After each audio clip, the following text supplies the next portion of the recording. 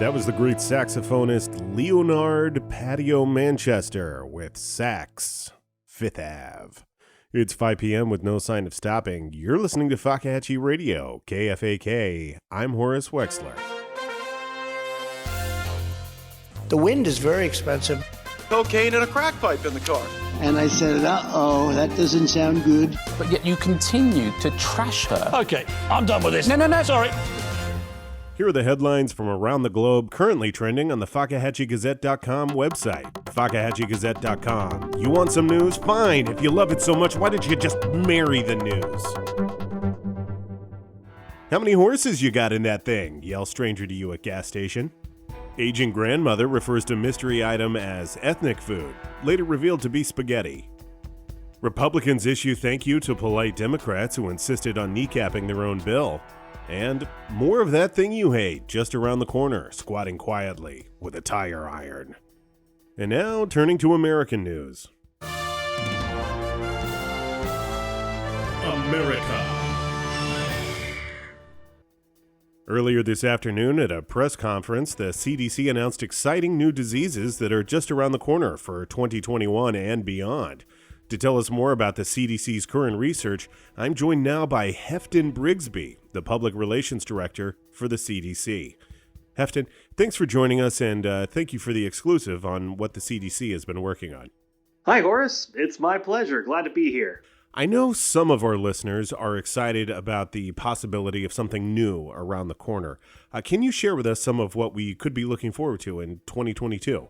We couldn't be more pleased to announce some of the new diseases we've been researching that are already in the pipeline. But don't be disappointed, Horace. Most are headed for a late decade rollout, so 2022 might be a bit early, but there's a lot to look forward to and get hyped about. Like we say at the CDC, catch the fever. You know what I'm saying. Mm-hmm. So what are you changing about your approach in the future? Look, here at the CDC, we had to take a hard look at some of the current diseases and really face some uncomfortable truths. Measles? Sure, it was fun and retro for a hot minute, but it's not the kind of ongoing disease millennials crave. Interesting. So will this be the end of measles as we know it? Oh, no, measles is great. We love measles, and measles will always have a place in our heart, but we need to look to the future. Millennials don't want their fathers' or grandfathers' diseases. They're looking for us to push the envelope in bold new ways. Ways that go beyond the kinds of things we're currently facing. Well, okay, what sort of ways are you talking about? Well, for example, coughing and sneezing, we know, it's tired, right? We've heard the feedback from the fans, and we've seen the reviews. So, we're retiring those symptoms in favor of new ones. I'm an old-fashioned guy. Maybe I love the classics too much. I am a bit skeptical here. What kind of new symptoms are you guys talking about here specifically? Well, Horace, I don't want to make an official announcement, but gosh, we're so very excited over here that I'd just like to tease you with just a few symptoms. Coughing out black dust, for instance. We think this is an innovation over wet mouth particles and aerosolized droplets, and it could be very big with the vaping crowd. Also, another one of these new diseases will feature blood leaking from your rectum. Oh my God, that's a symptom? Now, it's just enough to be annoying. We're still refining the flow between a few drips and a steady stream. But our market research is showing that it definitely needs to be puddle generating and not just underwear soaking. Yeah, okay. We also know the younger generation just loves gifts. Can't get enough of them. So we got some diseases with real meme-worthy skin conditions. Oh, and here's one that is still a bit of a ways out. We think folks are going to go wild for it. And when we get to market testing, it's going to shoot through the roof. Now, this disease doesn't kill you outright. But one of the symptoms is it lowers your immune system to generate the perfect growing conditions in your orbital sockets for a muscle-eating fungus.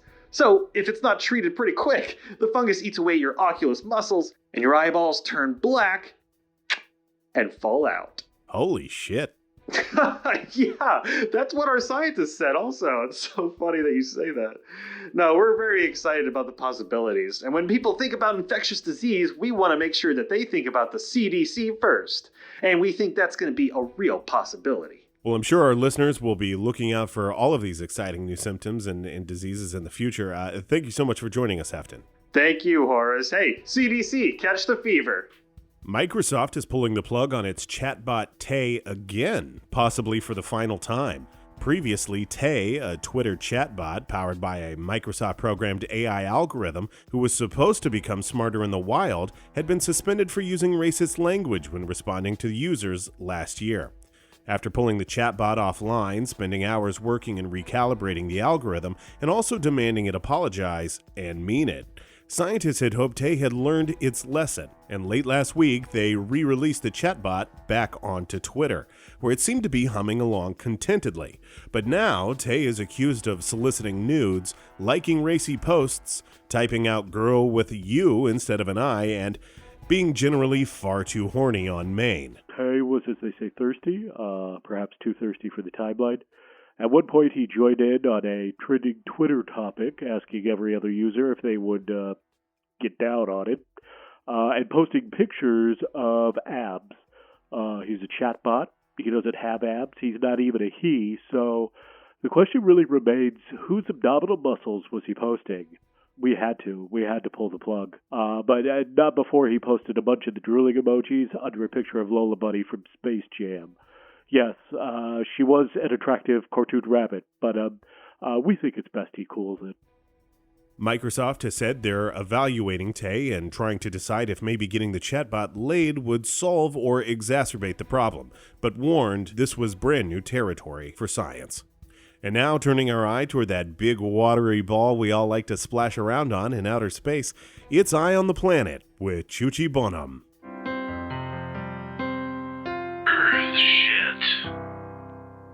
Hello, Chuchi Bonham here.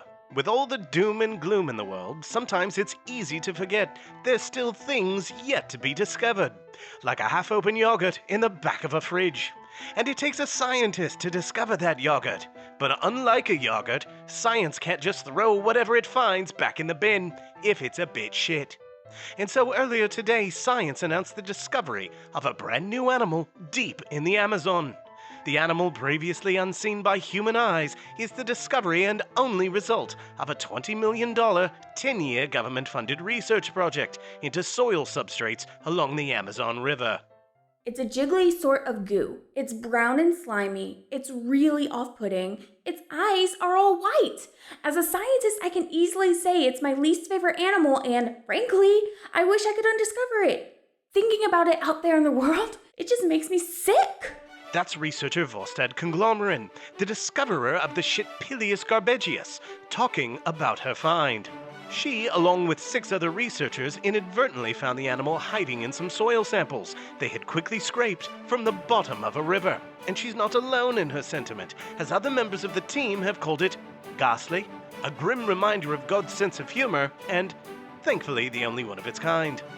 But wildlife lovers everywhere desperately gritted their teeth and done their very best to embrace the new animal that was described by its discoverer as It's horrible to look at, nauseating.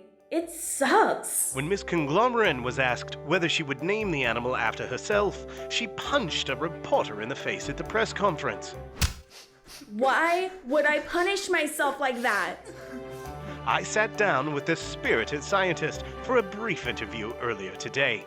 This is a highlight of that interview. Doctor, is this, and I don't know quite how to put it, a depressing use of your doctorate? That's not quite right, is it, though? Is this your life's biggest disappointment? Look, Chuchi, you get into science hoping to make a difference in the world, but then you discover this thing, and I don't know, maybe I should have been a dancer, and the world wouldn't have to look at this wretched creature. Indeed.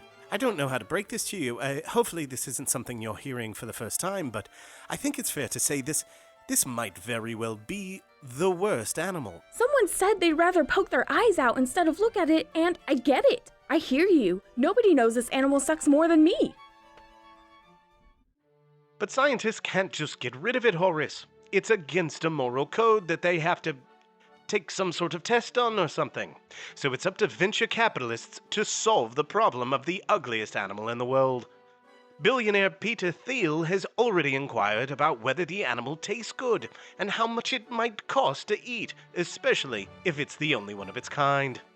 Alice Walton, heir to the Walmart fortune, has stated she could build a store on it, with the bricks potentially crushing the Shitpilius if a bulldozer clear-cutting the Amazon didn't do the job first.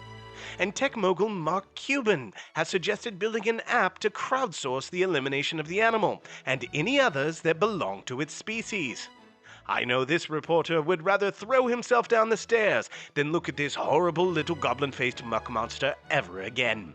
Mark Cuban's app simply cannot come soon enough. I'm sharpening my knives, Horace, and putting the black stuff under my eyes. Is it paint? I think it might be paint. There's an extinction level event coming, Horace, and its name is Choochie Bonham. All right, thanks very much, Choochie. Happy hunting out there. It's wonderful to see the free market economy attacking this problem, and God willing, we'll put the Shitpilius on the endangered list and then shotgun it off to hang out with the dodos. And now, turning to local news.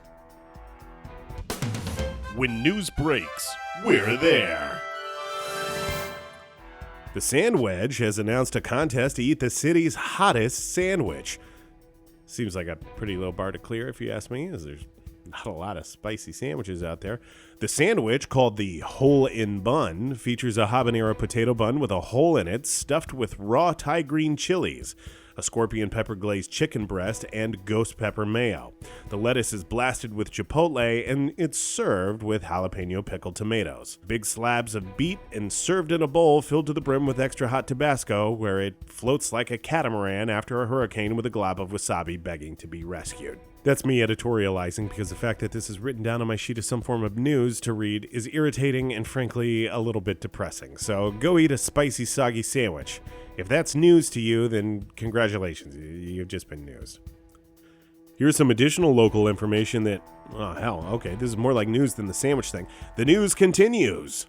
The Mayor's Day celebration is just 3 short months away. People are signing up to join the float creation committees, the festival celebration committees, the honorarium committee, the committee for naming committees, and the shitter committee, which was clearly established before the committee for naming committees was commissioned. But there's no committee for establishing the theme of the Mayor's Day celebration. That falls to us good people of Fakahatchee to decide. Though if you were a jerk, you could argue it means that we're really all on just one giant committee that we didn't actually volunteer for. But come on, guy. The town will be deciding the theme soon. And to get in on all that creative fun, we'll be talking themes tonight on my show, Night Drive. There have been some really charming themes in the past. For example, who could forget 1983 when the theme was the A-Team? But a good portion of the town hadn't seen the show, so they thought the theme was just a team. Boy, I understand some folks were quite surprised when a mohawked man clad in gold chains started pretend firing a very realistic-looking machine gun from a float into the crowd. Plinth Forsyth of the Fakahatchee Museum and Heritage Society shared that little tidbit with me earlier. A lot of fun history happens around the Mayor's Day parade and celebration. So we'll be talking about all of the ideas you have for themes. Maybe you're sitting on a real humdinger. That's your word, not mine. I don't use the word humdinger. Maybe you've been sitting on it for ages now. I want to hear them. We'll talk about them. Should be a real nice evening. Again, that's coming up tonight at 5 o'clock on Night Drive. For Fakahatchee Radio, KFAK, I'm Horace Wexler. Fakahatchee Radio. Still American for now. You had that feeling, right? That feeling of spinning a pile of your hard-earned clams on high-quality cat toys, but when you bring them home, the little fluffy mittens of Louise Vamiaunus, they turn their nose up at it like a snoot, like Kate Middleton when you shove a cocktail weenie into her face. I, TK Cuddles, insist you don't blow your cheddar on fancy cat toys. I've got loads of shit that a cat'll play with. Shipping boxes, old rubber bands, a severed lizard's tail, an old burrito wrapper. Hell, even a champagne cork from a bottle of Puce Higgins at low prices. I don't give a shit about that cork anymore. It's from my wedding. Your pussies will go bonkers for my trash, and you'll go bonkers for my prices. Just walk into my shop and grab some trash off the floor. You'll know it's good. Why? Because I test each product by putting it on a shelf. If my cat Tango don't straight knock it on the floor, I know that it's no good and I don't sell it. Don't use my shelves. Just don't even think about using my shelves. I'm begging you. I beg you, don't use my shelves. We sell couch arms also. I chainsawed them myself. Why buy a whole couch when they only want an arm to scratch on? That's a wasted couch, I say. So, walk in and pick up some shit off of the ground, and when you take it home, you snuggle puff. That dingus is gonna go nuts for an inch of cricket, an ice cube, a hair tie, all of it. That's the TK Cuddles guarantee. I wouldn't say it Otherwise, I'd steer you in here with the red laser, but I think when you see my prices, you'll agree that that's the real catnip. TKCattrash.com if you're one of those shut-ins who does all the shopping online.